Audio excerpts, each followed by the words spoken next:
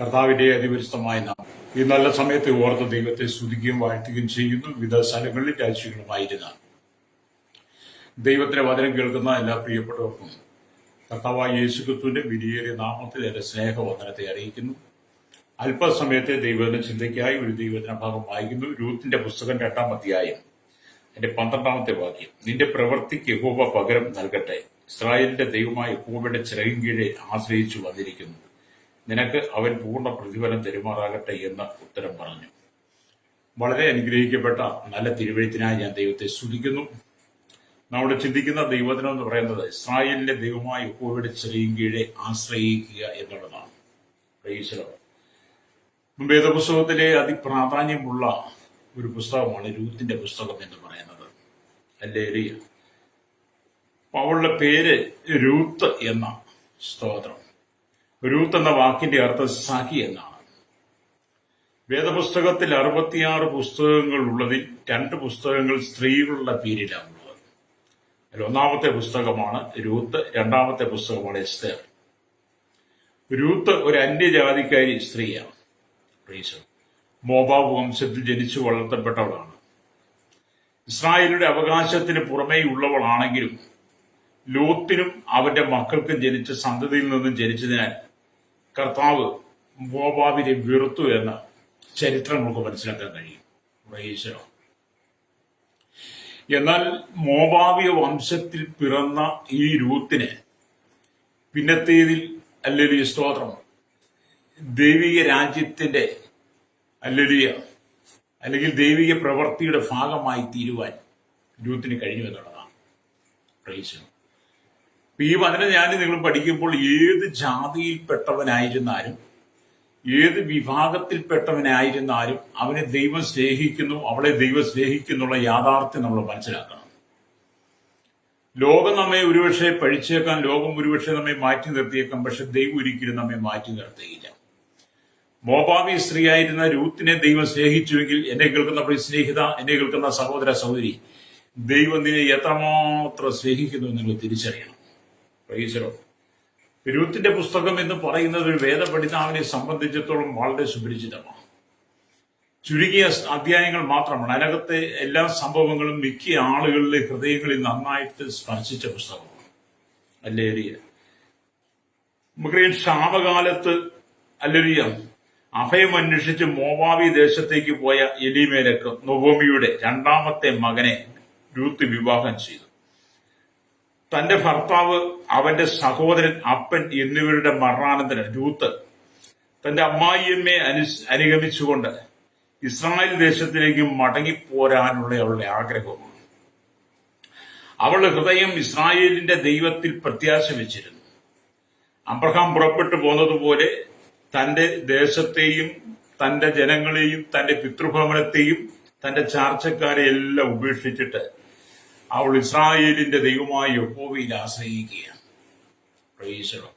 ഈ വേദഭാഗത്തു നമുക്ക് പഠിക്കുവാനുള്ളത്, ഒരുവൻ കർത്താവിനെ അനുഗമിപ്പാൻ ആഗ്രഹിച്ചാൽ അബ്രഹാമിനെ പോലെ രൂത്തിനെ പോലെ ദേശത്തെയും ചാർച്ചക്കാരെയും പിതൃഭവനത്തെയും ഒക്കെ വിട്ടിട്ട് നാം കർത്താവിനെ അനുഗമിക്കണം. പുതിയ നിയമത്തിൽ നാം വായിക്കുന്നു, ഒരുത്തൻ എന്നെ അനുഗമിപ്പാൻ ഇച്ഛിച്ചാൽ തന്നെത്താൻ ത്യജിച്ച് തന്റെ ക്രൂശ് എടുത്ത് തന്നെ അനുഗമിക്കട്ടെ എന്നാണ്. അപ്പൊ കർത്താവിന് വേണ്ടി ഇറങ്ങി പുറപ്പെടുന്നവൻ സകലവും വിട്ടു പുറപ്പെടണം. ഇന്ന് കണ്ട് മാതാപിതാക്കളെ, സഹോദരങ്ങളെ ഉപേക്ഷിച്ച് കളയുവാനല്ല അവിടെ പറയുന്നത്. നാം ദൈവവചനത്തോട് ചേർന്ന്, യേശുവിനോട് ചേർന്ന് പൂർണ്ണ സമർപ്പണം ഉണ്ടായിരിക്കണം പുതിയ നിയമസഭയിൽ. ഹല്ലേലൂയ.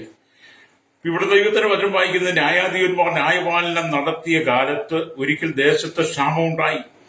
യഹൂദയിലെ ബേത്ലഹേമിലുള്ള ഒരു ആൾ തന്റെ ഭാര്യയും 2 പുത്രന്മാരുമായി മോവാബ് ദേശത്ത് പരദേശിയായി പാർപ്പാൻ പോയി. അവൻ എലീമേലെക്ക് എന്നും ഭാര്യയ്ക്ക് നൊവോമി എന്നും 2 പുത്രന്മാർ മഹ്ലോൻ എന്നും കില്യോൻ എന്നും പേര്. അവർ യഹൂദിയിലെ ബേത്ലഹേമിൽ നിന്നുള്ള എഫ്രാത്യർ. അവർ മോവാബ് ദേശത്ത് ചെന്ന് അവിടെ താമസിച്ചു. എന്നാൽ നൊവോമിയുടെ ഭർത്താവായ എലീമേലെക്ക് മരിച്ചു. അവളും 2 പുത്രന്മാരും ശേഷിച്ചു. അവർ മോവാബ് സ്ത്രീകളെ വിവാഹം കഴിച്ചു. ഒരുത്തിക്ക് ഓർപ്പ എന്നും മറ്റവൾക്ക് രൂത്ത് എന്നും പേർ. അവർ ഏകദേശം 10 സംവത്സരം അവിടെ പാർത്തു. പിന്നെ മഹ്ലൂനും കില്യോനും ഇരുവരും മരിച്ചു. അങ്ങനെ 2 പുത്രന്മാരും ഭർത്താവും കഴിഞ്ഞിട്ട് ആ സ്ത്രീകൾ മാത്രം ശേഷിച്ചു. ഇപ്പൊ ഒരു കുടുംബത്തിൽ 3 പുരുഷന്മാര് മരിച്ചു. ഇപ്പോഴുള്ള 3 സ്ത്രീകൾ, ആ 3 സ്ത്രീകളും വിധവകളാണ്. പ്രൈസലോ. കാരണം ഒരു കുടുംബത്തിന്റെ അവസ്ഥയാണിത്. പ്രൈസലോ. ഇവിടെ പിന്നീട് സംഭവിച്ചത് ഹല്ലേലൂയ സ്തോത്രം, നൊവോമിയുടെ ഹല്ലേലൂയ തീരുമാനവും രൂത്തിന്റെ സമർപ്പണവും അവരുടെ ബേത്ലഹേമിലേക്കുള്ള മടങ്ങി വരവുമാണ് നമ്മൾ കാണുന്നത്. തുടർന്ന ഭാഗങ്ങൾ വായിച്ച് നമുക്ക് കാണാൻ കഴിയും. രൂത്തിന്റെ പുസ്തകം 1-ാം അധ്യായം 6-ാം വാക്യം വായിക്കൊണ്ട്, യഹോവ തന്റെ ജനത്തെ സന്ദർശിച്ച് ആഹാരം കൊടുത്ത പ്രകാരം അവൾ മോവാബ് ദേശത്ത് വെച്ച് കേട്ടിട്ട് മോവാബ് ദേശം വിട്ട് മടങ്ങിപ്പോകുവാൻ തന്റെ മരുമകളോടുകൂടെ പുറപ്പെട്ടു. അങ്ങനെ അവൾ മരുമക്കളുമായി പാർത്തിരുന്ന സ്ഥലം വിട്ട് യഹൂദിയ ദേശത്തേക്ക് മടങ്ങിപ്പോകുവാൻ യാത്രയായി. എന്നാൽ നൊവോമി മരുമക്കൾ ഇരുവരും, നിങ്ങൾ താന്താന്റെ അമ്മയുടെ വീട്ടിലേക്ക് മടങ്ങിപ്പോകുവിൻ. മരിച്ചവരോടും എന്നോടും നിങ്ങൾ ചെയ്തതുപോലെ യഹോവ നിങ്ങളോടും ദയ ചെയ്യുമാറാകട്ടെ. നിങ്ങൾ താന്താന്റെ ഭർത്താവിന്റെ വീട്ടിൽ വിശ്രാമം പ്രാപിക്കേണ്ടതിന് യഹോവ നിങ്ങൾക്ക് കൃപ നൽകുമാറാകട്ടെ എന്ന് പറഞ്ഞ് അവരെ ചുംബിച്ചു. അപ്പൊ നൊവോമി ബേത്ലഹേമിലേക്ക് മടങ്ങി പോരാൻ നേരത്ത് തന്റെ മരുമക്കളോട് പറഞ്ഞു, നിങ്ങൾ നിങ്ങളുടെ ഭവനത്തിലേക്ക് മടങ്ങിപ്പോവുക, ഞാൻ എന്റെ ദേശത്തേക്ക് പോവുകയാണ്.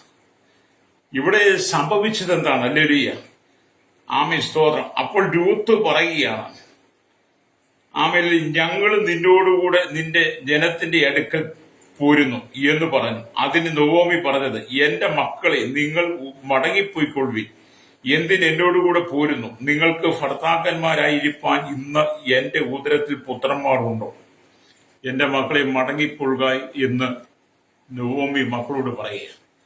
എന്നാൽ 2 മക്കളും ആ വാക്കുകൾ കേട്ടിട്ട് ഹല്ലേലൂയ സ്തോത്രം, ഓർപ്പ ഹല്ലേലൂയ അമ്മായിയമ്മയെ ചുംബിച്ച് പിരിഞ്ഞു. രൂത്തോ നൊവോമിയോട് ചേർന്ന് നിന്നുള്ളതാണ്. ഹല്ലേലൂയ. അപ്പൊ ഓർപ്പ മടങ്ങിപ്പോയി, രൂത്ത് നൊവോമിയോട് ചേർന്ന് നിന്നു. പ്രൈസ്. ആ രൂത്തിനെയാണ് പിന്നത്തേതിൽ ദൈവം മാനിച്ചു എന്ന് പറയുന്നത്. ഇവിടെ നാം ദൈവത്തിന് വചനം വായിക്കും കാണുന്നുണ്ട്, രൂത്തിന്റെ ജീവിതം ശൂന്യതയിൽ നിന്നും പൂർണ്ണതയിലേക്ക് ദൈവം കൊണ്ടുവരികയാണ്. പ്രൈസ്. മോവാബിലായിരുന്നപ്പോൾ അവൾക്ക് സമാധാനമില്ല, സന്തോഷമില്ല, സ്വസ്ഥതയില്ല. അവളുടെ ജീവിതവും അവളുടെ ജീവിതത്തിൽ ഉണ്ടായിക്കൊണ്ടിരിക്കുന്ന സംഭവങ്ങളും അവളുടെ ചാർച്ചക്കാരും അവളുടെ ബന്ധുമിത്രാദികളും ഒക്കെ ചെയ്യുന്ന പ്രവർത്തികളെല്ലാം അവൾക്ക് അനിഷ്ടമായിരുന്നു. അതവളെ വളരെ അസഹ്യപ്പെടുത്തിയിരുന്നു. അതുകൊണ്ട് തന്നെ അവൾ തിരിച്ച് മോവാബിലേക്ക് പോകാൻ തയ്യാറല്ല. പ്രൈസലോ. എന്നെ കേൾക്കുന്ന പ്രിയസ്നേഹിത, നാം സകലവും വിട്ട് കർത്താവിനെ അനുഗമിച്ചു കഴിഞ്ഞാൽ, കർത്താവിന്റെ ക്രൂശ് എടുത്ത് കർത്താവിനെ അനുഗമിച്ചു കഴിഞ്ഞാൽ, പിന്നത്തേത് ചില പരീക്ഷകളും പരിശോധനകളും ഒക്കെ രൂത്തിന്റെ ജീവിതത്തിൽ വന്നതുപോലെ വരുമ്പോൾ നാം വീണ്ടും വിട്ടുപോകുന്നതിലേക്ക്, പണ്ടത്തേതിലേക്ക് മടങ്ങിപ്പോകാൻ നാം തയ്യാറാകരുത്. ഓർപ്പ പണ്ടത്തിലേക്ക് മടങ്ങിപ്പോയി തന്റെ കുടുംബക്കാരോടൊപ്പം ചേർന്ന് വീണ്ടും ശാപത്തിനിരയായി മാറിക്കഴിഞ്ഞപ്പോൾ രൂത്ത് ആ പഴയതിലേക്ക് മടങ്ങിപ്പോകാതെ, പഴയ അനുഭവത്തിലേക്ക് മടങ്ങിപ്പോകാതെ അവൾ നൊവോമിയോട് ചേർന്ന് ഇസ്രായേലിന്റെ ദൈവമായ യഹോവയിൽ ആശ്രയിക്കുക. പ്രൈസലോ. അതുകൊണ്ട് പലരും ദൈവസനി വന്നിട്ട് ചിലേറിയ പരിശോധനകൾ കടന്നവരും മടങ്ങിപ്പോകുന്നവരോട് പറയട്ടെ, നിങ്ങൾ മാനസാന്തരപ്പെട്ട് മടങ്ങി വരണം. പ്രൈസലോ. ലോകമോഹങ്ങൾക്ക് അധീനമായി ജീവിക്കാൻ താങ്കൾ തയ്യാറായാൽ പിന്നത്തേതിൽ വളരെ കഠിനമായ ശോധനയുടെ കടന്നു പോകേണ്ടി വരും. എന്നാൽ രൂത്തിനെ പോലെ നല്ല തീരുമാനമെടുക്കുകയാണെങ്കിൽ നിങ്ങളുടെ ജീവിതത്തിൽ സന്തോഷത്തിന്റെ സുദിനങ്ങളായി മാറും. അപ്പൊ രൂത്തിന്റെ ജീവിതം ശൂന്യതയായിരുന്നു. ശൂന്യതയിൽ നിന്ന് ദൈവത്തെ പൂർണ്ണതയിലേക്ക് കൊണ്ടുവരികയാണ്. അവളുടെ ജീവിതം വളരെ നഷ്ടത്തിലായിരുന്നു. പിന്നത്തേതിൽ അവളെ സ്തുതി സ്തോത്രങ്ങളിലേക്ക് ദൈവം കൊണ്ടുവരിക. മുമ്പ് രൂത്തിനെ സ്തുതിക്കുവാനൊന്നും അറിയില്ലായിരുന്നു. അവൾക്ക് അങ്ങനെയുള്ള രീതികളൊന്നുമില്ലായിരുന്നു. എന്നാൽ നൊവോമിയോടൊപ്പം ചേർന്ന് അവൾ മോവാബ് വിട്ടു പോരുമ്പോൾ അവൾ ഇസ്രായേലിന്റെ ദൈവത്തെ തിരിച്ചറിഞ്ഞു.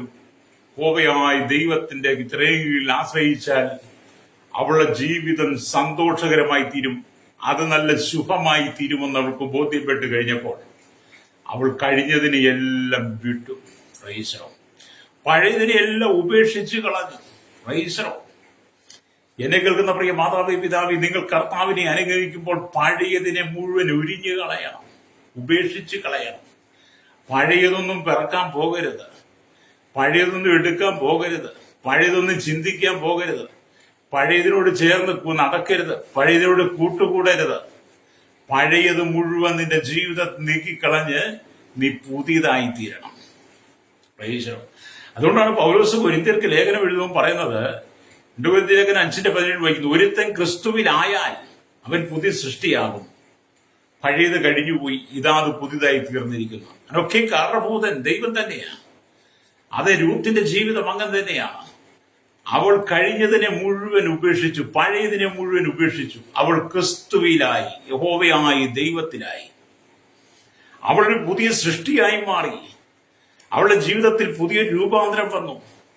അവൾക്ക് പുതിയ സമാധാനം വന്നു, അവൾക്ക് പുതിയ സന്തോഷം വന്നു, അവൾക്കൊരു പ്രത്യാശ വന്നു. അവൾക്ക് മനസ്സിലായി, മോവാബ് വിട്ടു പോരുന്നത് എന്റെ ജീവിതത്തിന്റെ വിജയമാണ്, എന്റെ ജീവിതത്തിന്റെ സന്തോഷമാണ്, എന്റെ ജീവിതത്തിന്റെ ഉന്നതിയിലേക്ക് ഞാൻ ഉയർത്തപ്പെട്ടുകൊണ്ടിരിക്കുകയാണെന്ന് രൂത്തിന് മനസ്സിലായി. എന്റെ ശൂന്യതയെ മുഴുവൻ മാറ്റി തരുവാൻ കഴിയുന്നവനാണ് ഇസ്രായേലിന്റെ ദൈവം. അതുകൊണ്ട് ഞാൻ ഈ ദൈവത്തെ വിട്ടെങ്ങോട്ടും പോകുകയില്ല. ഇനി ഞാൻ ജീവിക്കുന്നെങ്കിൽ യഹോവയായ ദൈവത്തിൽ മാത്രം ആശ്രയം വെച്ച് ജീവിക്കുകയുള്ളെന്ന് രൂത്ത് ഒരു തീരുമാനമെടുത്തു. എന്നെ കേൾക്കുന്ന പ്രിയ സ്നേഹിത മാതാവേ, നിങ്ങൾ രൂത്തിനെ പോലെ നല്ലൊരു തീരുമാനം ഉണ്ടാകണം. രക്തചയം നമുക്ക് നല്ലൊരു തീരുമാനമാണ് ആവശ്യം. ഹല്ലേലൂയ. അവളെന്താണ്, നഷ്ടത്തിൽ നിന്ന് സ്തുതികളിലേക്ക് ഉയർത്തപ്പെട്ടു. അന്ന് ജീവിതത്തിന്റെ വഴിത്തിരിവിൽ നിന്നുകൊണ്ട് രൂത്ത് കൃത്യമായി തീരുമാനിക്കേണ്ടി വന്നു. ഞാൻ ജഡീയ ഇച്ഛകൾക്ക് സ്ഥാനം നൽകാതെ വിധവകൾക്കും ആദരവില്ലാത്തവർക്കും പിതാവായ യഹോവയായ ദൈവത്തെ മാത്രം എന്റെ ജീവിതത്തിന്റെ ഓഹരിയാക്കാൻ പോകുന്നു എന്നൊരു തീരുമാനം.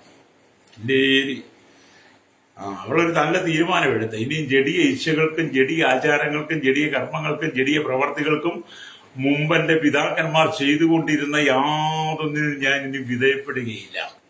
അനാഥർക്കും വിധവുമാർക്കും പിതാവായ കർത്താവായ യേശുക്രിസ്തുവിൽ അഥവാ യഹോവയായ ദൈവത്തിൽ മാത്രം ആശ്രയിച്ചാൽ എന്റെ ജീവിതം സന്തോഷത്തിന്റെ പരിപൂർണതയിലേക്ക് കൊണ്ടുവരുമെന്നുള്ള ദൃഢവിശ്വാസം രൂത്തിന്റെ ഹൃദയത്തിലുണ്ടായി. രക്തചയം. എന്നെ കേൾക്കുന്ന മാതാവേ പിതാവേ, യഥാർത്ഥമായ ക്രിസ്തു വിശ്വാസം നിന്റെ ഉള്ളിൽ വന്നാൽ നീ പഴയതിനെ എല്ലാം ഉപേക്ഷിച്ച് കളയും. രക്തചയം. അല്ലെങ്കിൽ ഇന്നും ഒരുപാട് ആളുകൾ പഴയതും ചുമന്നുകൊണ്ടാണ് നടക്കുന്നത്. പുതിയ നിയമസഭയിലാണെങ്കിലും പുതിയ നിയമസഭയുടെ ഭാഗമാണെന്ന് പറയുന്നെങ്കിലും പലരും പഴയതും ചുമന്നുകൊണ്ടാണ് നടക്കുന്നത്. പലരുടെയും തോളിലും പലരുടെയും ജീവിതത്തിലും പലരുടെയും പോക്കറ്റിലും പലരുടെയും കൈകളിലും പലരുടെയും സംസാരത്തിലും ഒക്കെ പഴയത് കാണാൻ കഴിയും. പ്രൈസലോ.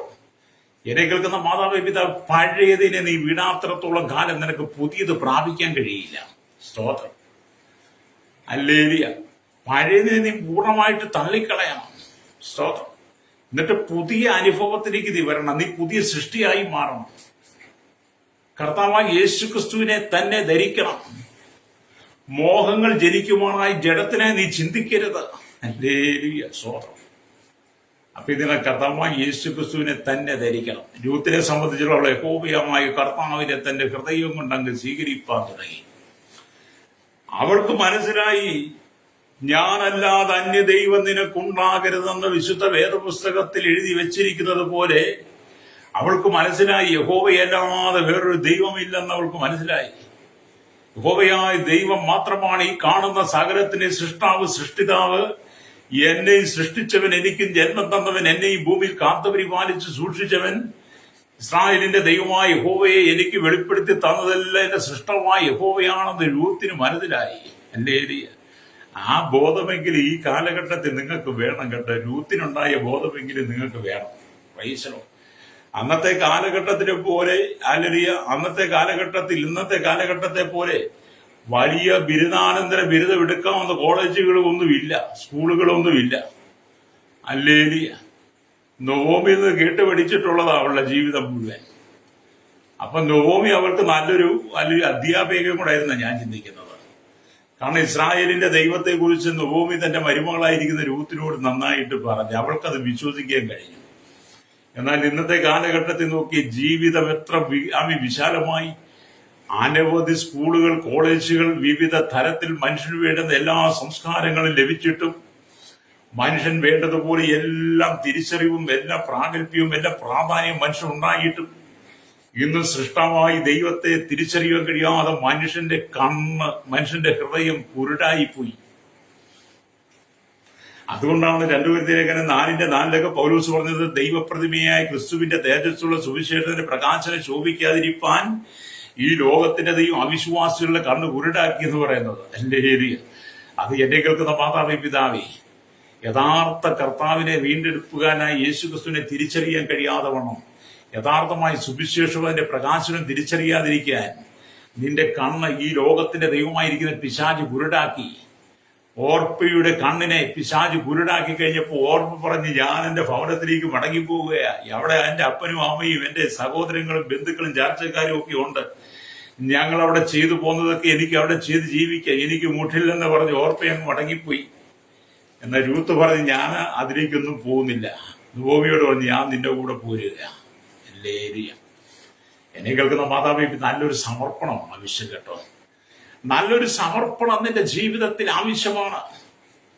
കർത്താവുമായിട്ടുള്ളൊരു ബന്ധം നിനക്ക് ആവശ്യമാണ്. യഹോവയായ ദൈവമായുള്ളൊരു ബന്ധം, കർത്താവായ യേശുക്രിസ്തുവുള്ള ഒരു ആത്മീയ ബന്ധം, ഒരാഴമേറിയ ബന്ധം, യേശുക്രിസ്തുവുള്ള സ്നേഹബന്ധം, ക്രൂശിൽ നമുക്ക് വേണ്ടി ജീവൻ തന്നവനുമായുള്ള ആ വലിയ ബന്ധം നീ സ്ഥാപിക്കണം. പ്രൈസലോ. യേശുക്രിസ്തു മുഖാന്തരം നീ എന്തെല്ലാം ത്യജിക്കേണ്ടി വന്നാലും, യേശുക്രിസ്തു മുഖാന്തരം എന്തെല്ലാം നിനക്ക് നഷ്ടപ്പെടേണ്ടി വന്നാലും അതെല്ലാം 100 മടങ്ങായിട്ട് തിരിച്ചറിയാൻ കഴിവുള്ളവനായ യേശു കർത്താവെന്ന് നീ തിരിച്ചറിയുക തന്നെ ചെയ്യണം. പ്രൈസലോ. ഇവിടെ രൂത്തിന്റെ ജീവിതത്തിൽ വലിയ മാറ്റങ്ങളാണ് സംഭവിച്ചത്. അല്ലേരിയ രൂത്തിനെ കുറിച്ച് അല്ലേരിയ സ്തോത്രം ഒരുപാട് കാര്യങ്ങൾ പഠിക്കുവാനുണ്ട്. എല്ലാ ഭാഗത്തിലേക്ക് നമുക്ക് കടന്നു പോകാനൊന്നും കഴിയില്ല. രക്തം ചെയ്യും. ഇവിടെ നാം ദൈവത്തിന്റെ വചനം വായിക്കുമ്പോൾ കാണുന്ന രൂത്ത് അല്ലെങ്കിൽ എടുത്ത തീരുമാനത്തെ കുറിച്ച് തന്റെ അമ്മാവിയമ്മയോട് അവൾ ഇപ്രകാരം പറഞ്ഞു. അവൾ നല്ലൊരു തീരുമാനം എടുത്തു. അല്ലെങ്കിൽ അത് തന്റെ അമ്മായിയമ്മയെ അറിയിച്ചു. സ്വതം ഓർപ്പ മടങ്ങിപ്പോയി. രൂത്ത് നൊവോമിയോട് ചേർന്ന് പറ്റി നിൽക്കുക. അപ്പൊ അവളൊരു നല്ല തീരുമാനം എടുത്തു. ആ തീരുമാനമാണ് തന്റെ അമ്മായിയമ്മയോട് പറഞ്ഞത്. എന്താണ് ആ തീരുമാനം? അതാണ് രൂത്തിന്റെ പുസ്തകം 1-ാം അധ്യായത്തിന്റെ 15-16 വാക്യങ്ങളിൽ 16-17 വാക്യങ്ങൾ രേഖപ്പെടുത്തി വെച്ചിരിക്കുന്നത്. അവിടെ ഇങ്ങനെ ഇരിക്കുന്നു, അതിന് രൂത്ത് നിന്നെ വിട്ട് പിരിയുവാനും നിന്നോട് കൂടെ വരാതെ മടങ്ങിപ്പോകുവാനും എന്നോട് പറയരുതേ. നീ പോകുന്നിടത്ത് ഞാനും പോരും, നീ പാർക്കുന്നിടത്ത് ഞാനും പാർക്കും. നിന്റെ ജനം എന്റെ ജനം, നിന്റെ ദൈവം എന്റെ ദൈവം. നീ മരിക്കുന്നിടത്ത് ഞാനും മരിച്ചടക്കപ്പെടും. മരണത്താലല്ലാതെ ഞാൻ നിന്നെ വിട്ടുപിരിഞ്ഞാൽ യഹോവ തക്കവണ്ണവും അധികവും എന്നോട് ചെയ്യുമാറാകട്ടെ എന്ന് പറഞ്ഞു. എന്തൊരു തീരുമാനമാണ് നോക്കി. ഇതാണ് യഥാർത്ഥ തീരുമാന സമർപ്പണം എന്നൊക്കെ പറയുന്നത്. രൂത്തെടുത്തത് അല്ലേരി അവൾക്ക് ആ തീരുമാനം ഉണ്ടായപ്പോ തന്നെ അത് അവളുടെ അമ്മായിയമ്മയോട് പറഞ്ഞു. സ്തോത്രം.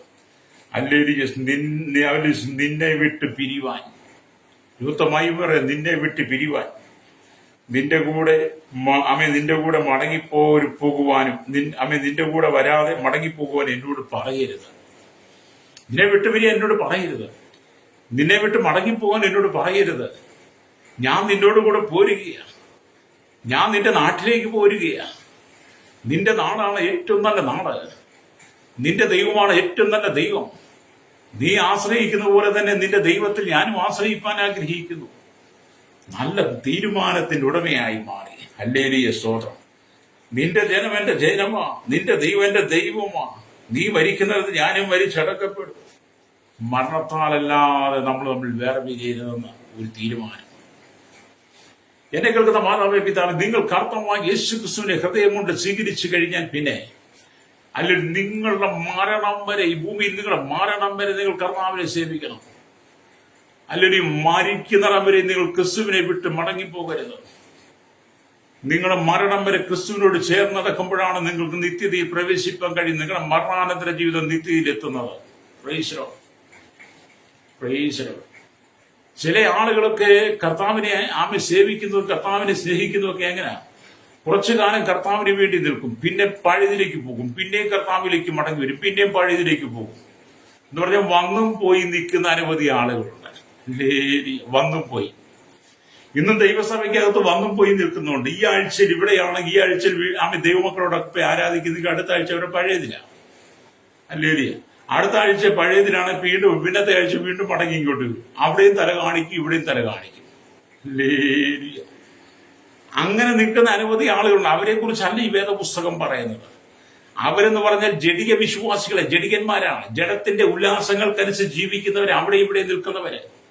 അതുകൊണ്ടാണ് ചിലർ അങ്ങോട്ടും പോകുന്നത് ഇങ്ങോട്ടും പോകുന്നത്. എന്നാൽ യഥാർത്ഥമായി വീണ്ടെടുക്കപ്പെട്ടവൻ, യഥാർത്ഥ വീണ്ടെടുപ്പ് പറഞ്ഞവൻ, യഥാർത്ഥ വീണ്ടെടുപ്പിന്റെ അനുഭവത്തിൽ നിൽക്കുന്നവൻ, ക്രിസ്തു രക്ഷിതാവാണെന്ന് തിരിച്ചറിഞ്ഞവൻ, യേശു ക്രിസ്തുവിന്റെ മാത്രമാണ് വീണ്ടെടുപ്പ് രക്ഷയെന്ന് മനസ്സിലാക്കിയവൻ ക്രിസ്തുവിനെ വിട്ട് പിരിയില്ല. അവൻ ക്രിസ്തുവിനോടൊപ്പം ചേർന്ന് നിൽക്കും. അല്ലാത്തവരെ അങ്ങോട്ടും ഇങ്ങോട്ടും ഓടി നടക്കുന്നത്. അല്ലേ? അവര് വിളിച്ചതല്ലേ, എങ്ങനെ പോകാതിരിക്കുന്നത്? അവരല്ലേ പണ്ട് നമുക്കതൊക്കെ ചെയ്ത് നമുക്ക് പോകാതിരിക്കാൻ പറ്റുമോ? തലയൊന്ന് കാണിക്കണ്ടേ? പലപ്പോഴും ഒന്ന് പോകണമല്ല. അങ്ങനെയൊക്കെ പോകുന്ന സ്നേഹിത അങ്ങനെയൊക്കെ നിത്യത ലഭ്യമാകത്തില്ല. പ്രൈസ് സ്തോത്രം. എന്ന് പറഞ്ഞ ഒരു ഭാര്യ ഭർത്താവ്, രണ്ട് ഭവനത്തിൽ ജനിച്ചു വളർത്തപ്പെട്ട ഒരു സ്ത്രീയും ഒരു പുരുഷനും തമ്മിൽ വിവാഹിതരായി കഴിഞ്ഞാൽ അവർ പരസ്പരം ജോഡികളാണ്. അവർ പരസ്പരം ജീവിക്കുന്നത്. കല്യാണം കഴിഞ്ഞിട്ട് പിന്നെ പറയില്ല, ഞാൻ നാളെ അവന്റെ കൂടെ ജീവിച്ചിട്ട് നാളെ ഇത്രയും നിങ്ങളുടെ വരാമെന്ന് പറയത്തില്ല. അല്ലേ? അതിന് പറഞ്ഞ പരസംഗവും വ്യഭിചാരവും ഒക്കെയാണ്. അല്ലേ? എന്ന് പറഞ്ഞ കർത്താവായ യേശു ക്രിസ്തുവിനെ സ്വന്തം രക്ഷിതാവും പിതാവുമായി സ്വീകരിച്ചു കഴിഞ്ഞാൽ, യേശു നിന്റെ ആത്മ മണവാളനായി കഴിഞ്ഞാൽ പിന്നെ നീ പിന്നെ പഴയതിലേക്ക് പോകരുത്. പ്രൈസലോ. അതേപോലെ ഇന്ന് സഭയ്ക്കകത്ത് അവിടെ ഇവിടെ നിൽക്കുന്നവരുണ്ടെന്ന് പറഞ്ഞത്. അല്ലേ? അതിനൊക്കെ ആത്മീയമായിട്ട് എന്താ ഇനി പറയുന്നേ? ഞാൻ മുമ്പ് വാക്കൊക്കെ ആവർത്തിച്ചിട്ടുണ്ട്. സ്തോത്രം. രൂത്തിനെ പോലെ നിനക്ക് നല്ലൊരു തീരുമാനം ഉണ്ടാകണം. രൂത്തിനെ പോലെ നല്ലൊരു സമർപ്പണം ഉണ്ടായിരിക്കണം. ഇസ്രായേലിന്റെ ദൈവമായ യഹോവ ആരെന്ന് തിരിച്ചറിയണം. രൂത്ത് മനസ്സിലാക്കിയെടുത്തത്. അല്ലേ? അവൾ യഹോവയെ അനുഗമിച്ചു. സ്തോത്രം. എന്നെ കേൾക്കുന്ന മാതാവി പിതാവി, പാപത്തിലും ശാപത്തിലും രോഗത്തിലും ബന്ധനത്തിലുമായിരുന്ന നിന്നെ സമാധാനമില്ലാതെ സന്തോഷമില്ലാതെ നിന്റെ കുടുംബം കണ്ണുനീരിന്റെ നടുവിലൂടെ കടന്നുപോയപ്പോൾ, ജീവിതത്തിൽ തൊട്ടതെല്ലാം പരാജയമായി മാറിക്കഴിഞ്ഞപ്പോൾ, ജീവിതത്തിൽ നീ പോയ വഴികളെല്ലാം പരാജയപ്പെട്ടപ്പോൾ, നിന്നെ കരുതുവാനും സ്നേഹിക്കുവാനും ആരുമില്ലാതെ വന്നപ്പോൾ, ജീവിതം മരണത്തിന്റെ മുന്നിൽ എത്തി നിന്ന സമയങ്ങളിൽ നിന്നെ കൈപിടിച്ചുയർത്തിയ ഒരു ദൈവമുണ്ടെന്ന് തിരിച്ചറിയണം. പ്രൈസ്. അന്ന് നീ കർത്താവായ യേശുവിനെ ഹൃദയം കൊണ്ട് സ്വീകരിച്ച് കർത്താവായ യേശുക്രിസ്തുവിൽ വിശ്വസിച്ച് നീ ഹൃദയം കർത്താവിന് വേണ്ടി കൊടുത്തു. ഇന്നത്തെ രീതിയിൽ നന്മകൾ ഉണ്ടായി കഴിയുമ്പോൾ, നന്മകൾ വർദ്ധിക്കുമ്പോൾ യേശുവിനെ വിട്ടു പോകരുത് കേട്ടോ. ഇന്ന് പലരും എന്താണ്, യേശു ക്രിസ്തുവിലേക്ക് വന്ന് നന്മകളൊക്കെ പ്രാപിക്കും. പക്ഷെ കുറച്ചു കഴിയുമ്പോൾ അവരെ മടങ്ങി. നന്മ കിട്ടുന്നിടം വരെയും പലർക്കും യേശുവിനെ മതി. അനുഗ്രഹം കിട്ടുന്നിടം വരെ മതി. അനുഗ്രഹം കിട്ടിക്കഴിഞ്ഞ് നന്മകൾ വർദ്ധിച്ചു കഴിഞ്ഞാൽ പലരും പഴയതിലേക്ക് തന്നെ പോവുകയാണ്. പക്ഷെ രൂത്ത് എന്ന് പറയുന്ന വ്യക്തി അവളെ യഹോവയായി ദൈവത്തിൽ ഉറച്ചു നിൽക്കുകയാണ്. അതാണ് പറയുന്നത്. സ്തോത്രം. രൂത്ത് നിന്നെ വിട്ട് പിരിവാനും നിന്റെ കൂടെ വരാതെ മടങ്ങിപ്പോരുവാനും എന്നോട് പറയരുതേ. നീ പോകുന്നിടത്ത് ഞാനും പോരും, നീ പാർക്കുന്നിടത്ത് ഞാനും പാർക്കും. നിന്റെ ജനം എന്റെ ജനം, നിന്റെ ദൈവം എന്റെ ദൈവം. നീ മരിക്കുന്നിടത്ത് ഞാനും മരിച്ചടക്കപ്പെടും. മരണത്താലല്ലാതെ ഞാൻ നിന്നെ വിട്ട് വരികയില്ല എന്ന് അല്ലേരി അവള് പറയാം. അല്ലേരി. സ്തോത്രം. ഞാൻ നിന്നെ വിട്ട് പിരിഞ്ഞാൽ യഹോവ തക്കവണ്ണം അധികം എന്നോട് ചെയ്യുമാറാകട്ടെ. അല്ലേരി. അങ്ങനെ നിങ്ങൾ ക്രിസ്തുവിനെ അനുഗമിക്കാൻ കഴിയുമോ? ശ്രോതാവേ, രൂത്ത് കർത്താവിനെ അനുഗമിച്ചതുപോലെ നിങ്ങൾക്ക് കർത്താവിനെ അനുഗമിക്കാൻ കഴിയും. താൽക്കാലികമായി സുഖങ്ങൾക്ക് വേണ്ടിയല്ല, താൽക്കാലിക ലാഭങ്ങൾക്ക് വേണ്ടിയല്ല, താൽക്കാലികമായി നന്മകൾക്ക് വേണ്ടിയല്ല, ഒരു രോഗശാന്തിക്ക് വേണ്ടി, ഒരു ഭൂതശാന്തിക്ക് വേണ്ടി, ഒരു അത്ഭുതം കാണാൻ വേണ്ടിയിട്ട് അല്ല നീ യേശുവിനെ അനുഗമിക്കേണ്ടത്. ഹല്ലേലൂയ. യേശുവിനെ അനുഗമിക്കുന്നതിന്റെ ജീവിതകാലം മുഴുവൻ നീ യേശുവിനെ അനുഗമിക്കണം. നന്മ കിട്ടിയാലും നന്മ കിട്ടിയാലും കിട്ടിയില്ലെങ്കിലും, ശത്രുക്പേശ കവിതയോ പറഞ്ഞത്, ഞങ്ങൾ ഈ എരിയുന്ന തീയിൽ നിന്ന് വിടിവിച്ചാലും വിടിവിച്ചില്ലെങ്കിലും ഞങ്ങൾ മരുഭൂമിയിൽ നിർത്തിയിരിക്കുന്ന ദൂരാസമൂഹ നെബൂഖദ്നേസർ വിഗ്രഹത്തെ ഞങ്ങൾ ആശ്രയിക്കത്തില്ല, ആദരിക്കത്തില്ല, വണങ്ങത്തുമില്ല, കുമ്പിടത്തുമില്ല, ഞങ്ങൾക്കൊരു ദൈവമേ ഉള്ളൂ എന്ന് ശത്രുക്പേശ കവിതോ ഉറച്ച തീരുമാനമെടുത്തതുപോലെ നിങ്ങളൊക്കെ നല്ല തീരുമാനമെടുത്ത് കർത്താവിന് വേണ്ടി നിൽക്കണം. അന്ത്യത്തോളം രൂത്ത് നിന്നതുപോലെ. എങ്കിൽ മാത്രമേ നിത്യതയിൽ ചെല്ലുകയുള്ളൂ കേട്ടോ. എല്ലാവരും പഠിപ്പിക്കുന്ന അങ്ങ് സ്വർഗരാജ്യത്തിൽ പോകുന്ന, അങ്ങനൊന്നും പോകത്തില്ല. സ്വർഗരാജ്യത്തിൽ എല്ലാവർക്കും പോകാനായിരുന്നെങ്കിൽ ഇവിടെ നരകവും സ്വർഗവും ഒന്നും ദൈവം സൃഷ്ടിക്കണ്ടായിരുന്നല്ലോ. നരകവും സ്വർഗവും സൃഷ്ടിച്ച് വെച്ചതുകൊണ്ട് തന്നെ നമ്മൾ ചിന്തിക്കണം, മരണാനന്തര ജീവിതം നരകവും ഉണ്ട്, നിത്യതയുണ്ട്, സ്വർഗവും ഉണ്ട്. അത് എങ്ങോട്ടാ പോകേണ്ടത്? ഈ ഭൂമി വെച്ച് തന്നെ തീരുമാനമെടുക്കണം. രൂത്ത് എന്ന് പറയുന്ന വ്യക്തി നിത്യമായ രാജ്യത്തിൽ, സ്വർഗരാജ്യത്തിലുണ്ട്. അവൾക്ക് സ്വർഗരാജ്യത്തിൽ പ്രവേശനം ലഭിച്ചു. എന്നാൽ എന്നെ കേൾക്കുന്ന മാതാവേ, പിതാവേ, നിങ്ങൾക്ക് ദൈവരാജ്യത്തിൽ പ്രവേശനം ലഭിക്കുമോ ഇല്ലയോ നിങ്ങൾ തിരിച്ചറിയണം. സ്വർഗരാജ്യത്തിൽ പ്രവേശനം കിട്ടാത്ത ഏതെങ്കിലും തെറ്റായ മാർഗങ്ങൾ നിന്റെ ജീവിതത്തിലുണ്ടെങ്കിൽ അവയെ നീ നീക്കിക്കളയണം കേട്ടോ. രക്തം ചെയ്യും. അപ്പൊ രൂത്ത് തന്റെ അമ്മായിയമ്മയായ നൊവോമിയോട് പറ്റി നിന്നു. സ്തോത്രം. അതവളുടെ ജീവിതത്തിൽ അനുഗ്രഹമായി മാറി, അതവളുടെ ജീവിതത്തിൽ നന്മയായി മാറി. രൂത്ത് തന്റെ ജീവിതത്തിന്റെ തിന്മയെ മുഴുവൻ നീക്കിക്കളഞ്ഞു. രക്തം ചെയ്യും. അവളുടെ ജീവിതത്തിലെ തിന്മയെ മുഴുവൻ നീക്കിക്കളഞ്ഞിട്ട് നന്മയെ അവൾ തിരഞ്ഞെടുത്തു. സ്തോത്രം. എന്നെ കേൾക്കുന്ന മാതാവേ, പിതാവേ, നിങ്ങളുടെ ജീവിതത്തിന്റെ തിന്മയുടെ വശത്തെ മുഴുവൻ നീക്കിക്കളഞ്ഞിട്ട് നന്മയെ നിങ്ങൾ തിരഞ്ഞെടുക്കണം. രക്തം ജയം. ഇവിടെ ദൈവത്തിന്റെ വചനം അതാണ്. അപ്പം വിശ്വാസികളായിരിക്കുന്ന നാമും കർത്താവിനെ ഇപ്രകാരം അനുഗമിക്കണം. എങ്ങനെ? രൂത്ത് അനുഗമിച്ചതുപോലെ നമ്മൾ അനുഗമിക്കണം.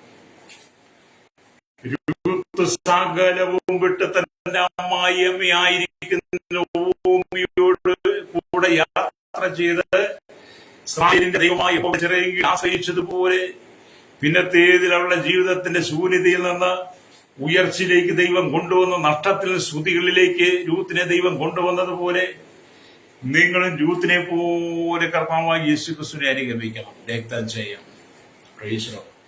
രൂത്തിനെ പോലെ നീ കർത്താവിനെ അനുഗമിക്കുമ്പോഴാണ് നിനക്ക് സമാധാനത്തോടെ ജീവിക്കാൻ കഴിയത്തുള്ളൂ. ഓർമ്മയെ സംബന്ധിച്ച് ഇപ്പോൾ മോവാബിൽ കഷ്ടതയുടെ, പ്രയാസത്തിന്റെ, പ്രതിസന്ധികളുടെ, കണ്ണുനീരിന്റെ, ദുഃഖത്തിന്റെ, ശാപത്തിന്റെ നടുവില് അവൾ തീപ്പൊള്ളിലേറ്റ് കിടക്കുന്നത് പോലെ കിടക്കുക. ഓർപ്പ മടങ്ങിപ്പോയതല്ലേ, യേശുവിനെ വിട്ടു, യഹോവയെ വിട്ടു പോയതാ, അമ്മായിമ്മയെ വിട്ടിട്ട് പോയതാ. അവളിപ്പം കഷ്ടതയുടെ തീച്ചൂളയിൽ കിടന്ന് വെന്തുരുകിയ. അല്ലേരിയ. എന്നാൽ രൂത്ത് എന്താണ് ഇത്? രൂത്ത് സ്തുതിയുടെ അനുഭവത്തിൽ തുള്ളിച്ചാടുകയാണ്. രൂത്തിനെ സംബന്ധിച്ചിടത്തോളം അവൾ നൊവോമിയോട് ചേർന്ന് പറ്റി നിന്ന് അവൾ മോവാബ് വിട്ടു പോന്നത് കൊണ്ട് അവളുടെ ജീവിതത്തിൽ സ്തുതിയുടെ, സ്തോത്രത്തിന്റെ, ആരാധനയുടെ അനുഭവത്തെ അവളിൽ നിറയുവാൻ തുടങ്ങി. അവൾ സന്തോഷത്തിന്റെ പരിപൂർണതയിൽ നിന്ന് ദൈവത്തെ സ്തുതിക്കുന്നവളാണ്. ഹല്ലേലൂയ. അതുകൊണ്ട് അനേകർക്കുള്ള പ്രിയ മാതാവേ, പിതാവേ, നിങ്ങൾ രൂത്തിനെ പോലെ കർത്താവിനെ അനുഗമിക്കണം. ശിഷ്യന്മാർ യേശുവിനെ അനുഗമിച്ചതിനാൽ അപ്പോസ്തലന്മാർ അപ്പോസ്തലന്മാരായി മാറി. യേശു തന്റെ ശുശ്രൂഷയില് 12 അപ്പോസ്തലന്മാരെ തെരഞ്ഞെടുത്തു. 12 അപ്പോസ്തലന്മാരെ തെരഞ്ഞെടുത്ത് യേശുവിനോട് കൂടെ ഒരു 3.5 വർഷം നടന്നു. ഹല്ലേലൂയ. 3.5 വർഷം യേശുവിനോട് കൂടെ നടന്നു. 30 വെള്ളിക്കാശിന് വേണ്ടി യൂദ യേശുവിനെ ഒറ്റിക്കൊടുത്തിട്ട് അവൻ മടങ്ങിപ്പോയി. രൂത്തിനെ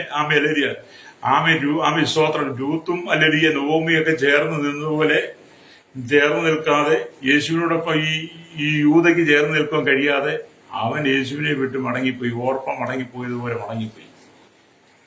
അവസാനം യൂദയുടെ ജീവിതം എന്താണ് സംഭവിച്ചത്?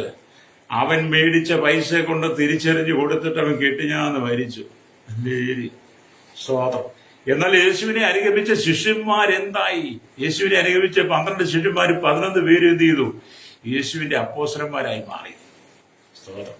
അതുകൊണ്ട് എന്നെ കേൾക്കുന്ന പ്രശ്നം, നിങ്ങൾ കർത്താവിനെ അനുഗമിച്ച് ശിഷ്യന്മാരെ പോലെ നിങ്ങൾ അപ്പോസ്തലത്വം പ്രാപിക്കണം, ശിഷ്യത്വം പ്രാപിക്കണം.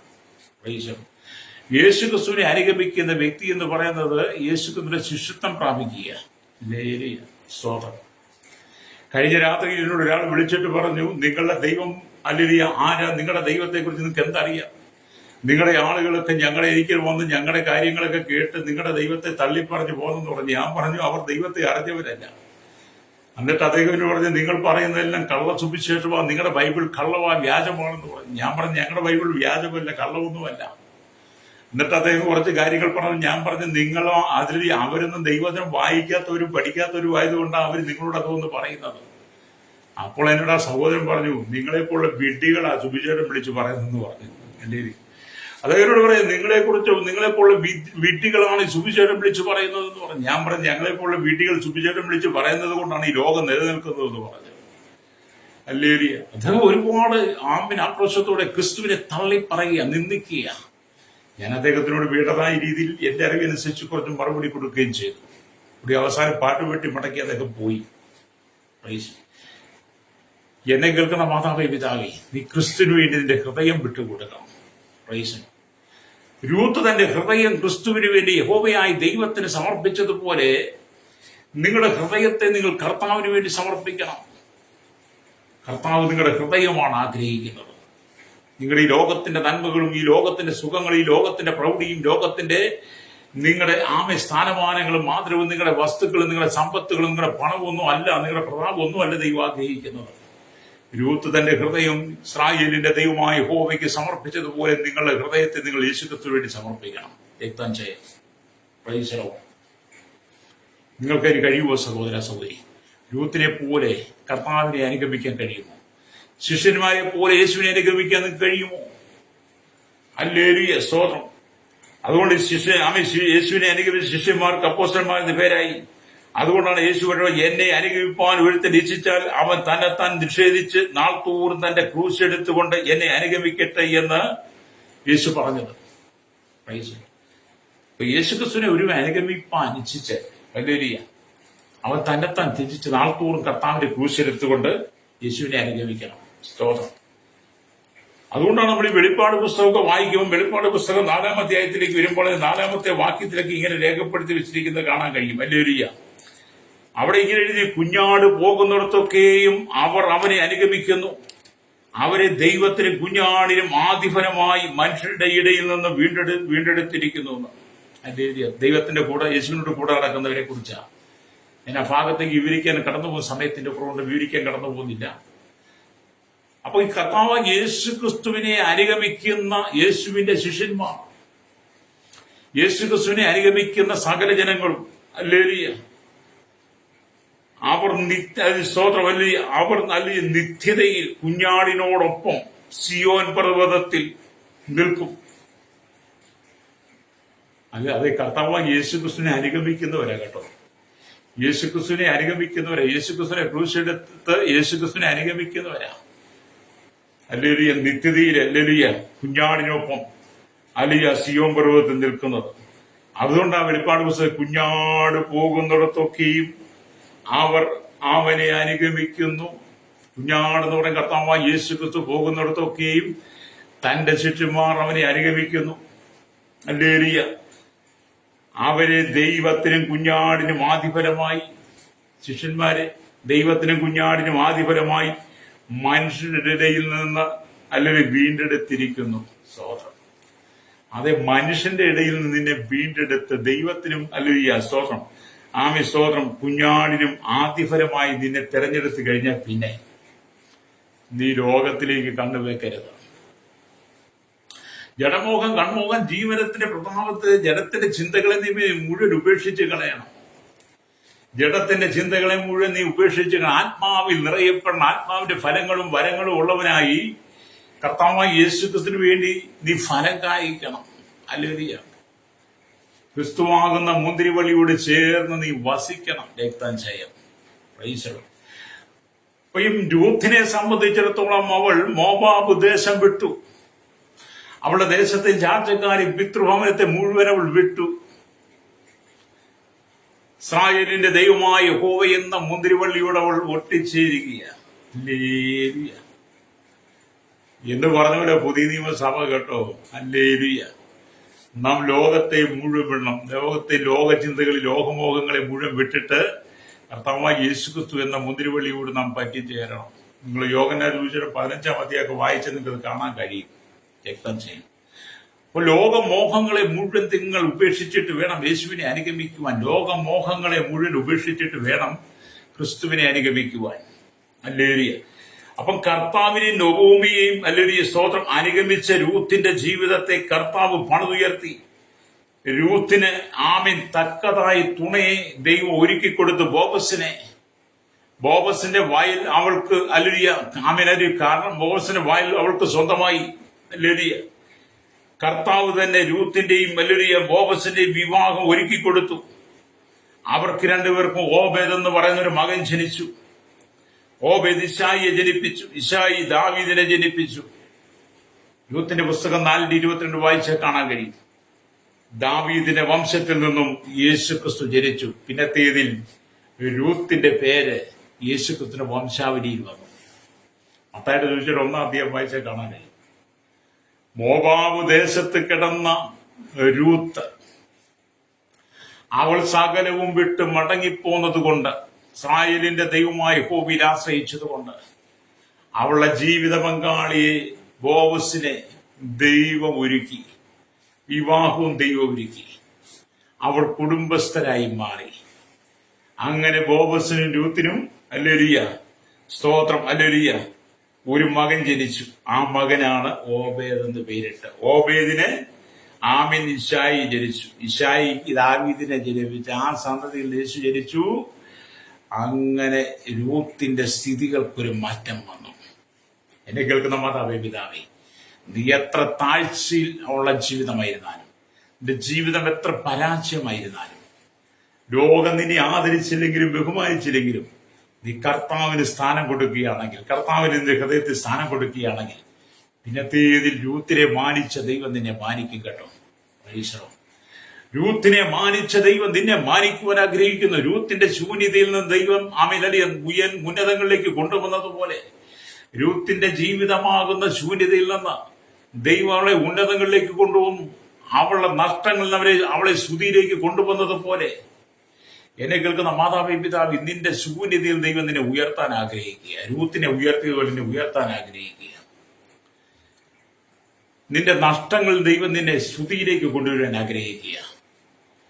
രൂത്ത് പിന്നത്തേതിൽ ആമീൻ യേശുക്രിസ്തുവിന്റെ വംശാവലിയിൽ വന്ന് അവരിൽ നിന്ന് ഹല്ലേലൂയ, അങ്ങനെ ദാവീദിന്റെ വംശം യേശുക്രിസ്തു ജനിപ്പാൻ കാരണമായി. നിങ്ങൾ എന്നെ കേൾക്കുന്ന പ്രിയ ദൈവം, എന്നെ കേൾക്കുന്ന സഹോദര സഹോദരി, നീ നിന്റെ കുടുംബജീവിതം ക്രിസ്തുവിന് വേണ്ടി സമർപ്പിച്ചു കൊടുത്താൽ പിന്നത്തേത് നിന്റെ തലമുറയും ദൈവത്തെ അറിയും കേട്ടോ. നിന്റെ തലമുറയും ദൈവഭയമുള്ളവരായി മാറും. രക്തം ചെയ്യും. എന്നെ കേൾക്കുന്ന മാതാവേ, പിതാവേ, മടങ്ങി വരാൻ നിനക്കൊരു അവസരം ദൈവം തരികയാണ്.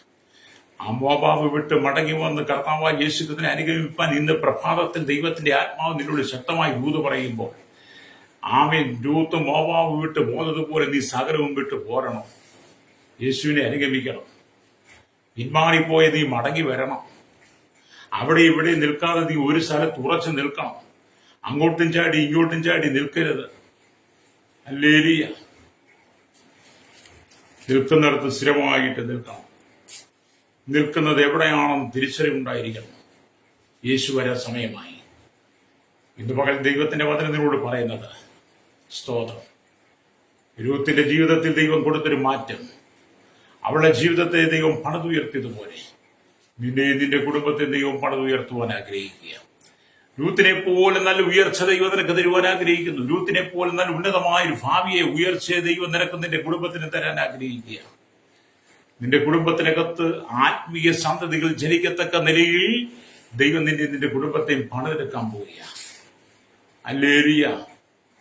ആമീൻ. രൂത്തിന്റെ ജീവിതത്തിൽ ഓബേദ് ആമീൻ ജനിക്കുന്നു.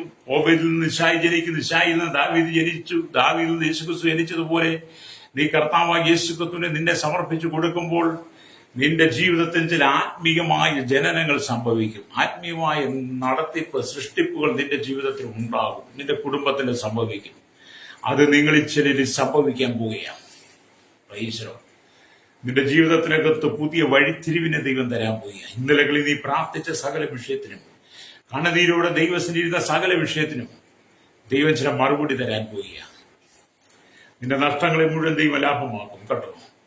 നിന്റെ കണ്ണുനീര് ദൈവം തുടയ്ക്കും. നിന്റെ വേദനകളെ ദൈവം മാറ്റും. നിന്റെ ദുഃഖങ്ങളെ മുഴുവൻ ദൈവം നീക്കും. നിന്ദിച്ചോടെ മധ്യേ ദൈവം നിന്നെ മാനിക്കും. സ്തോത്രം. എവിടെയെല്ലാം നീ തലതാഴ്ത്തി കൊടുക്കേണ്ടി വന്നോ, എവിടെയെല്ലാം നീ നിന്ദിക്കപ്പെട്ടോ, അവിടെയെല്ലാം ദൈവം നിന്നെ മാനിക്കാൻ പോവുകയാണ്. രക്തം ചെയ്യാം. ജീവിതത്തിൽ നീ ക്രിസ്തുവിന് വേണ്ടി സമർപ്പിച്ചു കൊടുത്താൽ മതി. ഇന്നുവരെ കർത്താവായ യേശുവിനെ സ്വന്തം രക്ഷിതാവും പിതാവുമായി സ്വീകരിക്കാൻ കഴിയാതെ ആരെങ്കിലും ഈ വചനം കേൾക്കുന്നുണ്ടെങ്കിൽ ഇന്നീ പ്രഭാതത്തിൽ എന്നോടൊപ്പം ചേർന്ന് പറയുമോ, കർത്താവേ, രൂത്ത് സകലവും വിട്ട് അങ്ങേ അനുഗമിച്ചതുപോലെ ഞാൻ സകലവും വിട്ട് അങ്ങേ അനുഗമിക്കുക. എന്റെ ഹൃദയം പൂർണ്ണമായി ഞാൻ അങ്ങേക്ക് തരികയാണ്. അങ്ങ് മാത്രമേ രക്ഷിതാവുള്ളൂ. അങ്ങ് മാത്രമേ രക്ഷകനുള്ളൂ. അങ്ങ് മാത്രമേ വീണ്ടെടുപ്പുകാരുള്ളൂ. അങ്ങന്റെ ജീവിതത്തിൽ കടന്നു വന്ന് അങ്ങയുടെ മകനായി മകളായി എന്നെ സ്വീകരിക്കണമേ. അവിടുന്ന് എന്റെ പിതാവായി തീരണം. എന്റെ കഴിഞ്ഞകാല ജീവിത പാപസുഖങ്ങളെ മുഴുവൻ ഞാൻ ഏറ്റുപറഞ്ഞ് അവിടുത്തെ രക്തം എന്നെ കഴുകി ശുദ്ധീകരിപ്പാൻ അങ്ങയുടെ തിരുകരങ്ങളിലേക്ക് എന്നെ ഏൽപ്പിച്ചു തരുന്നു. എനിക്ക് അങ്ങനെ വരവെങ്കിൽ ആ നിത്യതയിൽ ചേർക്കപ്പെടണം. അതിനായി എന്നെ ഒരുക്കണം എന്ന് പറഞ്ഞ് യേശുവിനെ ഏൽപ്പിച്ചു കൊടുത്ത് പ്രാർത്ഥിച്ചാട്ട്. പരിശുദ്ധ ഞങ്ങളുടെ നല്ല ദൈവമേ, സ്വർഗീയ പിതാവേ, അനുഗ്രഹിക്കപ്പെട്ട നല്ല സമയത്തിനായി സ്തോത്രം. ഈ വചനം കേട്ടുകൊണ്ടിരിക്കുന്ന എല്ലാവരും ദൈവം അനുഗ്രഹിക്കണമേ. കർത്താവേ, ശൈശവത്തിനും ബാല്യത്തിനും കൗമാരത്തിനും യൗവനത്തിനും വാർദ്ധക്യത്തിനും രാജമൃത്തരക്ഷണ യാചകരോർപ്പണിച്ചോളം ജീവിത തടവറയിലായിരിക്കുന്നവർ, കർത്താവേ, ഞങ്ങളുടെ village panchayat, municipality, corporation, taluk, block, ജില്ലാ ഭരണമേധാവികൾ, സംസ്ഥാനങ്ങൾ, രാജ്യങ്ങൾ, രാഷ്ട്രങ്ങളെ ഭരിക്കുന്നവർ, രാജാക്കന്മാർ, രാജ്യമാർ, പ്രധാനമന്ത്രികൾ, ഗവർണർ, പട്ടാള മേധാവികൾ, ഗോത്രങ്ങളെ, ദ്വീപുകളെ, ആദിവാസി ട്രൈബൽ മേഖലയിലേക്ക് ഭരിക്കുന്നവരെ, അതിർത്തികൾ കാക്കുന്നവരെ, BSF, CRP, കരസേന, വ്യോമസേന, നാവികസേന, ജുഡീഷ്യറിയുടെ എല്ലാ വിഭാഗങ്ങളെയും, പോലീസിന്റെ എല്ലാ വകുപ്പുകളെയും, നിയമനിർമ്മാണ രംഗത്തും ആമേ കർത്താവേ സ്തോത്രം, വലിയ ക്രമസമാധാനമായ രംഗത്തും രഹസ്യാന്വേഷണങ്ങളിൽ നിൽക്കുന്ന എല്ലാ പ്രിയപ്പെട്ടവരും, കരയിലെ കടയോ ആകാശമാർഗം വാഹനം ഓടിച്ച് യാത്ര ചെയ്യുന്നവർ, വാഹന നിർമ്മാതാക്കൾ, സെയിൽസ് ചെയ്യുന്നവരെ, കടലോരവാസികളെ, തീരദേശവാസികൾ, സമുദ്രത്തിൽ മത്സ്യബന്ധനത്തിലെ കടന്നുപോയിരിക്കുന്നവർ, അല്ലെങ്കിൽ അതുപോലെ കർത്താവേ തീരതാമ്യ സമുദ്ര ആഴങ്ങളും ജോലി, കനികളിലും കമ്പനികളും ഫാക്ടറി ജോലി, വഴിയോര കച്ചവടക്കാർ, ചെറുതും വലുതുമായ എല്ലാ വ്യാപാരികളും വ്യവസായികളെയും കർത്താവിന്റെ കരങ്ങളിൽ സഹകരണമേലും പുതുമേഖലയും യൂണിയൻ രംഗത്തും കൺസ്ട്രക്ഷൻ മെക്കാനിക് മോട്ടോർ രംഗത്തായിരിക്കുന്നവർ, ടൈച്ച് രംഗത്തായിരിക്കുന്നവർ എല്ലാം ഞങ്ങൾ ഓർക്കുന്നു. എല്ലാവരും സ്തോത്രം കർത്താവേ സ്തോത്രം. എല്ലാ സഹകരണമേലും പുതുമേഖലയിലും ആരോഗ്യമേഖല, വിദ്യാഭ്യാസ മേഖല, സാമ്പത്തിക മേഖല, ബാങ്കിംഗ് മേഖല, കൺസ്ട്രക്ഷൻ രംഗത്ത് കർത്താവായിരിക്കുന്നവരെ, സയന്റിസ്റ്റുകൾ, എഞ്ചിനീയർമാർ, മത സാമൂഹിക സംസ്കാര സംഘടന, ചരിത്ര മാധ്യമ മീഡിയ രംഗങ്ങളിൽ നിൽക്കുന്നവരെ, ഭരണവിദേശ പാർട്ടികളെല്ലാം ഞങ്ങൾ ഓർത്ത് പ്രാർത്ഥിക്കുകയാണ്. എല്ലാവർക്കും ഒരു മനസ്സാന്തരം കൊടുക്കണമേ. ദേശത്തും വിദേശത്തും ജോലിക്കായി കടന്നുപോയി കഷ്ടം സഹിക്കുന്ന വേദനയിൽ ദുഃഖങ്ങളിലൂടെ കടന്നു പോകുന്നു, സാലറി കിട്ടാതെ, വിസ നഷ്ടപ്പെട്ട് നാട്ടിൽ കടന്നു കഴിയാതെ ജയിൽസിട്ട് അനുഭവിക്കുന്നത്, വിദേശ രാജ്യം കടന്നുപോയി മദ്യത്തിനും മയക്കും പാൻസിലേക്കും അടിമപ്പെട്ട വിദേശ രാജ്യം ജോലിക്കായി കടന്നു സ്പീഡ് അനുഭവിക്കുന്ന സഹോദരങ്ങൾ, സൗര്യമാർ എല്ലാം ഞങ്ങൾ ഓർത്ത് പ്രാർത്ഥിക്കും. വിടുതൽ ദൈവം കൊടുക്കണമേ. തലമുറയ്ക്ക് വേണ്ടി പ്രാർത്ഥിക്കും. മദ്യത്തിന് മയക്കുവിന് പൻസിലേക്ക് അടിമപ്പെട്ട് കിടക്കുന്ന തലമുറകൾ ദൈവം വിടിവിക്കുവാൻ, എല്ലാ ലോകത്തിന്റെ ജനിക്ക് വെറുപ്പൂത്തും ജനം വിടിവിക്കപ്പെട്ട് യൂത്തിനെ പോലെ ക്രിസ്തുവിനെ അനുഗമിക്കുന്ന ഒരു വലിയ കൂട്ട ജനത്തെ നീ ഒരുക്കണമെന്ന് പ്രാർത്ഥിക്കുകയാണ്. കേരളത്തിന്റെ 14 ജില്ലകളെയും കർത്താവേ 3.25 കോടി തലമുറകൾ എണ്ണത്തിൽപ്പെടാത്ത വ്യവസായ തൊഴിലാളികൾ 14 ജില്ലകളെ ഞങ്ങൾ ഓർത്ത് പ്രാർത്ഥിക്കുകയാണ്. ഹല്ലേലൂയ. കർത്താവേ, ഇന്ത്യ രാജ്യത്തിനായി പ്രാർത്ഥി 29 സംസ്ഥാന 7 കേന്ദ്രങ്ങൾ 140 കോടി ജനത്തിനായി 7 ഭൂഖണ്ഡങ്ങൾ, തെക്കേ അമേരിക്ക, വടക്കേ America, Europe, Asia, Africa, Australia, Antarctic രാജ്യങ്ങൾക്കായി 800 കോടി ജനത്തിന്റെ വിടുതനായി കർത്താവേ, ലോകരാജ്യങ്ങളിൽ വിവിധ സ്ഥലങ്ങൾ വെള്ളത്തിന്റെ സ്രോതസ്സുകളില്ലാതെ, നെറ്റ്വർക്ക് ഇല്ലാതെ, വാഹന സൗകര്യങ്ങളില്ലാതെ, വൈദ്യുതി ഇല്ലാതെ, ഹോസ്പിറ്റൽ സൗകര്യം, സ്കൂളുകളില്ലാതെ കർത്താവേ സ്തോത്രം. വലിയ വളരെ പട്ടിണി ദുഃഖത്തിനും കണ്ണതിലൂടെ കടന്നു പോകുന്ന അനേകർ കർത്താവേ, ഇന്നും ലോകവുമായി യാതൊരു ബന്ധമില്ലാതെ കടന്നു പോകുന്ന അനേകർ ലോകത്തിന്റെ വിവിധ ഭാഗങ്ങളിലൂടെ എല്ലാം ദൈവമേ അങ്ങനെ കരനീട്ടുവാട്ടിയാകണമേ. ജനം മടങ്ങി വരുവാൻ, രൂത്തിനെ പോലെ മടങ്ങി വരുവാൻ, മോവാബ് വിട്ട് മടങ്ങി വരുവാൻ, യഹോവയായ ദൈവത്തിൽ ആശ്രയിച്ച് രൂത്ത് ആശ്രയിച്ചു പോലെ കർത്താവായ യേശു ക്രിസ്തുവിനെ ജനം ആശ്രയിപ്പാൻ ഈ ജനത്തിന്റെ ആത്മീയ കണ്ണുകൾ തുറക്കണമെന്ന് പ്രാർത്ഥിക്കുന്നു. സകല പാപവഴികളും വിട്ട് മടങ്ങി വരണം. ഈ ജനത്തെ ദൈവം സന്ദർശിക്കണമെന്ന് പ്രാർത്ഥിക്കുന്നു. ദൈവിക മഹത്വം വെളിപ്പെടുത്തണം. യേശു കർത്താവിന്റെ വിലയേറിയ നാമത്തിൽ തന്നെ.